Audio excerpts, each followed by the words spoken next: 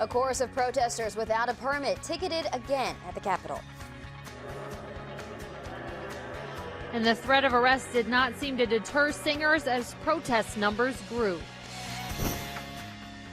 It is a much different scene at the Capitol tonight than just 6 short hours ago. Good evening, I'm Michelle Lee. And I'm Eric Franke. At the core of the issue, should a protest at the State House even require a permit? News 3's Jessica Arp joins us live from the Capitol with more on the noon hour arrest. Jess?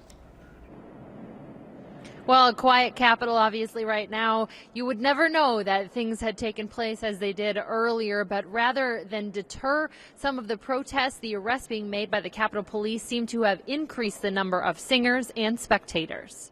As the Capitol Police moved in for a second day of arrests, you're under arrest. Turn off with your hands behind your back. The number of singers had likely doubled. I feel like it's a huge injustice for people to be arrested just for singing in the Capitol building. Just as many stood to watch and document the scene, including a family from Ohio who said they heard about the issue and brought their kids to watch history. There's beautiful music in a beautiful building and a valuable lesson about what it is to live in a democracy. So I just think it's great. Some stood ringing the rotunda, including Tom, who didn't want to be identified, who said he understood why the state was asking the group to get a permit. These people have a right to have their voice heard, but I think it needs to be done with more respect in a meeting room, in some place like that. I just don't see that this is productive. Bob Jambois, who has represented some of the singers in prior cases, says they really don't know who may show up each day. The only thing that really unifies these people, there are two principles. Number one, they don't seem to like Governor Walker. And number two, they really like the First Amendment, and they don't like the idea of permits.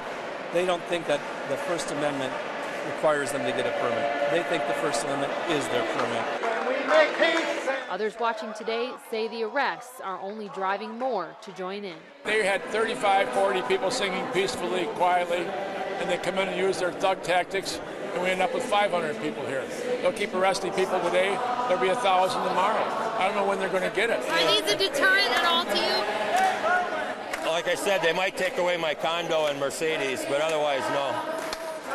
Freedom of speech isn't cheap, or is it? There's no money in freedom of speech. Now, while declining again today to do on-camera interviews, a spokesperson for the Department of Administration issued a statement saying, quote, "The Capitol Police are sworn officers who will continue to uphold the law, which has also been upheld by a federal judge. If the noontime singers would get a permit, then they could continue their activities without any arrests or citations." It goes on to say they are the only group being cited, as they are the only group who has not applied for a permit for their regularly scheduled events at the Capitol Rotunda. The question to ask is why they refuse to apply for a permit. In total, 26 citations were issued today for not having a permit. 3 other citations were issued for disorderly conduct, 1 for resisting arrest. It is unclear what may happen tomorrow. Typically, this sing-along is held outdoors on Fridays, but protesters may decide to once again challenge these rules and hold the sing-along in the Capitol Rotunda once again tomorrow. Yeah, and as you said, it certainly makes you wonder what's going to happen tomorrow. Jess, thanks.